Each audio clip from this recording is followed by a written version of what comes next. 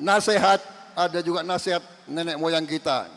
Hati-hati, kadang-kadang air susu dibalas dengan air tuba. Tapi ya kadang-kadang saya harus sabar. Saya cukup mengurut dada saja. Ya. Capres 02 Prabowo Subianto berbicara soal kesetiaan yang ia kaitkan dengan peribahasa. Menurutnya, peribahasa air susu dibalas dengan air tuba benar adanya. Prabowo juga mengutip peribahasa lainnya soal sifat manusia usai diberi kebaikan.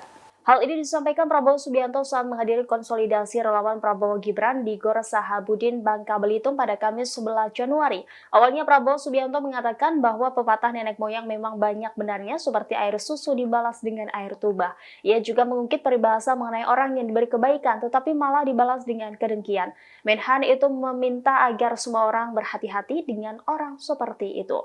Lebih lanjut, ia menyinggung anjing yang setia kepada majikannya jika diberi makanan. Meski begitu, Prabowo mengaku tidak terlalu memikirkan hal tersebut. Jika nantinya akan ada fitnah atau ejekan, Prabowo menyebut dijogetin aja. Prabowo tidak menyebutkan secara rinci siapa sosok yang ia maksud. Namun sejumlah pihak menilai sosok yang dimaksud Prabowo Subianto itu adalah Anies Baswedan.